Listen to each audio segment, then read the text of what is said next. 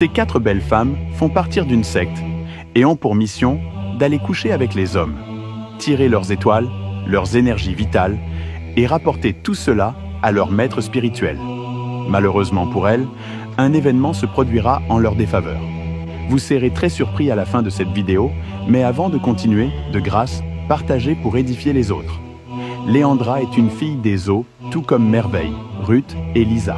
Dans leurs appareils génitals se trouve un serpent qui ouvre sa bouche à chaque fois qu'elles ont des rapports intimes avec un homme. En effet, l'homme croit être en train de faire l'amour à une femme, pourtant il le fait avec un serpent. C'est ce même serpent qui absorbe tous les étoiles, les chances, les énergies vitales de tous ceux avec qui elles couchent. Par jour, elles doivent coucher avec minimum 2 hommes. À la fin de la journée, elles se regroupent chaque minuit pour donner au maître les énergies vitales et les étoiles des hommes avec qui elles ont couché. Après, elles commencent les cultes d'incantation pour adorer leur maître. Incantation sur incantation, riant d'une façon maléfique, se moquant des hommes faciles, des hommes qui trompent leurs femmes avec elles. Elles se réjouissent des dons qu'elles font à leur maître, car elles seront récompensées. Elles invoquent les esprits maléfiques qui les rajeunissent, les rendent plus belles avec des potentiels physiques nécessaires pour attirer facilement les hommes partout où elles se trouvent. Le lendemain, toutes belles, sexy, comme des femmes normales, elles s'en vont à la chasse des hommes comme tous les autres jours.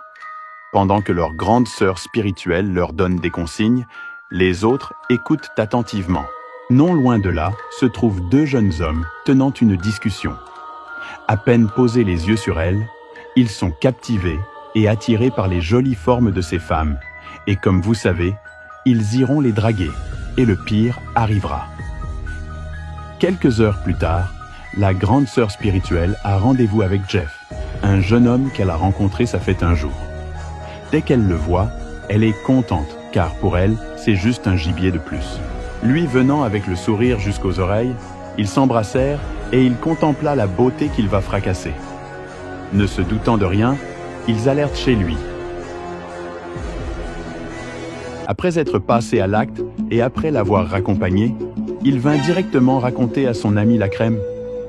Tellement fier de son exploit, il dit « Frère, hier, j'ai rencontré une magnifique fille et aujourd'hui elle est passée sur mon lit. » La crème n'arrivant pas à croire. Il se répéta et la crème dit « Donc tu rencontres une fille et tu fracasses le lendemain ?» Il lui confirme et dire qu'elle lui a fait atteindre le 7e ciel. La crème dit « Qui donne ma part comme ça ?» Très content, il la décrit des pieds à la tête, s'attardant beaucoup sur ses formes. Puis la crème demande « Elle n'a pas les sœurs ?» C'est comme ça qu'ils allèrent voir ses sœurs. La crème ayant rencontré Ruth, très contents, ils allèrent chez lui. Heureusement, la crème et Merveille sont frères et sœurs. Voyant son frère avec sa sœur spirituelle Ruth, elle était stupéfaite et se rendit compte de la situation difficile qu'elle devait gérer. Car elle savait que si son frère couchait avec Ruth, sa vie ne ressemblerait plus à rien, il partirait d'échec en échec sans jamais connaître le succès. Elle savait aussi qu'elle ne devait pas trahir leur secte, sinon le pire arriverait pour elle. Après plusieurs réflexions, elle se décida d'aller essayer de convaincre Ruth de le désenvoûter. Arrivant à grande vitesse, elle chuchota à Ruth que c'est son frère, qu'elle le laisse. Mais Ruth refusa catégoriquement en disant « Non, je ne veux pas, j'ai déjà trouvé mon bon gibier, il est d'abord trop juteux. » Merveille insista, mais elle refusa à nouveau. C'est alors qu'elle essaya de le désenvoûter. Ruth essaya de l'empêcher, mais elle réussit. Revenu à lui, il demanda « Mais qu'est-ce qui se passe ?» Merveille le raconta tout et lui dit aussi qu'en lui disant cela, elle mourra dans peu de temps. La crème était vraiment stupéfait. Tout à coup, la grande sœur spirituelle apparut. Cria le nom de Merveille et lui dit « Toi, tu as trahi les secrets de la maison. » Elle lui lança une foudre. Elle pensait trouver un poisson, mais elle sera surprise de la transformation. C'est incroyable, n'est-ce pas? La petite crie « Maman! Maman! Maman !» Pendant ce temps, la jeune qui s'est transformée regarde dans tous les sens avec calme. Tout d'un coup, elle transforme son habit en tenue collégienne avec sac au dos. Elle Elle quitte ainsi le bord de la rivière et se dirige vers la direction de la petite. Elle marche tout doucement et à chaque fois, elle s'arrêta pour regarder autour d'elle. Elle continue le chemin, mais dès qu'elle constate qu'elle est espionnée par la petite qui se cache, elle s'arrête pour vérifier autour d'elle. Lorsqu'elle continue son chemin, la petite sort de sa cachette et commence à la suivre en toute discrétion. Elle constate encore sa présence et s'arrête. La petite se cache rapidement. À chaque fois, elle fait la même chose. La jeune femme a continué la marche. On dirait que la petite n'a pas peur et elle se cache à nouveau tout près d'elle. Elle regarde dans tous les sens parce qu'elle sent sérieusement sa présence proche d'elle. C'est bizarre tout ceci. Quelle est la vraie mission de cette jeune femme pas comme les autres? Que va-t-il se passer? Reste jusqu'à la fin pour découvrir, mais avant, prends une seconde pour partager. Elle continue le chemin, mais la petite ne la quitte pas des yeux un seul instant. Un peu devant, elle croise le chemin de deux camarades de classe.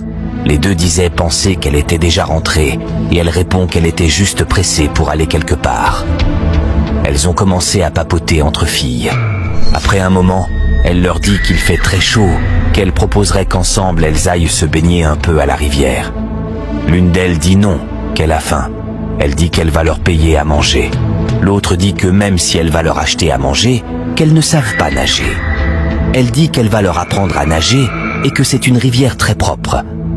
Elle réussit à les convaincre. Et sur le point de partir avec elle, la petite fille sort de sa cachette et leur demande de ne pas la suivre et qu'elle n'est pas celle qu'elle leur fait croire être. « Tais-toi! Surveille ta langue !» dit-elle avec colère. Les filles n'ont pas cru et ont chassé la fille. Elle regarde la petite méchamment, vu qu'elle a tenté de la démasquer. Elles ont continué leur chemin et celle-ci fait comme si la petite ne disait pas la vérité.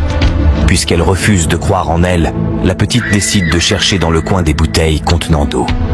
Elle court, les rattrape et verse l'eau sur elle. Elle commence à trembler, reculer et crier. Les autres filles qui ne comprenaient rien demandent ce qu'elle a fait à celle-ci. Elle verse à nouveau l'eau sur elle. Elle criait fort pendant que les autres demandaient à la petite d'arrêter. Lorsqu'elle verse l'eau sur elle à nouveau, le poisson apparaît et là, les filles ont fui automatiquement par peur. La petite fille est restée pour finir ce qu'elle a commencé. Le poisson disparaît. Les filles sont revenues toutes curieuses pour savoir comment elle savait tout ça et elle leur explique qu'elle la suivait depuis la rivière où elle a été témoin de la scène.